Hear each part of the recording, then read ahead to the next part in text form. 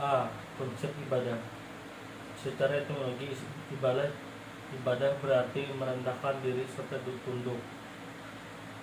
Selain itu, menekankan bahwa ibadah juga diartikan sebagai pekerjaan yang harus dilakukan setiap manusia yang beriman, baik berwujud dalam setiap sikap, gerak-gerik, dan tingkah laku serta sehari-hari dalam rangka menggapai ridho Allah semata.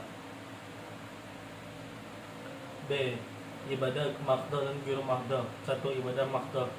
Menurut bahasa maqdah memiliki arti murni atau tak bercampur, sedangkan ghairu maqdah memiliki arti tidak murni atau bercampur dengan yang lain.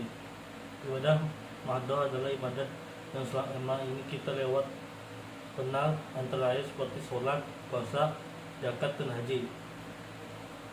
Bahkan banyak kaum muslimin menganggap bahwa ibadah mereka adalah ibadah yang masuk ke dalam kelompok ibadah maqdah. 1. Ibadah maqdah adalah amal dan ucapan yang merupakan jenis ibadah di mana penetapannya berasal dari dalil syarat. Jadi semua perkataan atau ucapan dalam ibadah maqdah tidaklah bernilai kecuali ibadah. Dengan kata lain, tidak bisa bernilai netral, jadi ibadah atau bukan ibadah.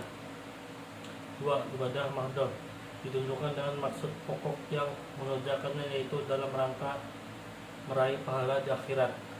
3. Ibadah maqdah hanya bisa diketahui melalui jalan wahyu dan tidak ada jalan lainnya, sekalipun melalui akal maupun budaya. 2. Ibadah ghairu maqdah. Secara umum, ibadah ghairu maqdah adalah ibadah yang hanya berhubungan dengan Allah SWT, tapi juga perbuatan kita sesama manusia. Hablum minallah wa hablum minan nas. Adapun beberapa perbuatan amal tergolong ibadah ghairu maqdah antara lain mendidik anak, berusaha dan bekerja mencari nafkah, melayani suami, menasihati, ada kesabaran serta kebenaran, mengunjungi orang sakit, memaafkan orang lain, dan lain-lain. 2. Maksud pokok perbuatan tersebut adalah untuk memenuhi urusan dan kebutuhan yang bersifat duniawi, bukan untuk meraih pahala akhirat. 3. Amal perbuatan tersebut diketahui dan bahkan sudah dikenal meskipun tidak ada wahyu dan beberapa rasul. Tiap fungsi ibadah. Menurut majelis tarjih dan takbir, ibadah adalah mendekatkan diri kepada Allah dengan cara melaksanakan perintah-perintahnya, menjauhi larangannya, dan mengamalkan segala perbuatannya. 1. Jalan menuju takwa. Berarti bertakwa berarti berusaha untuk menunjukkan penghambatan kepada Allah dan ibadah kepadanya. Hai manusia, persembahanlah Tuhanmu yang telah ciptakanmu dan orang-orang yang sebelummu agar kamu bertakwa. 2. Menetralkan hati.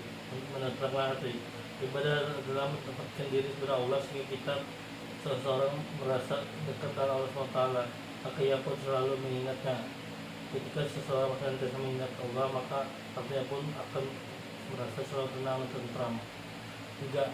Bakal kebahagiaan di hidup akhirat. 4. Puji syukur atas nikmat Allah SWT. Dari hikmah ibadah. Sekian, terima kasih dari saya. Assalamualaikum warahmatullahi wabarakatuh.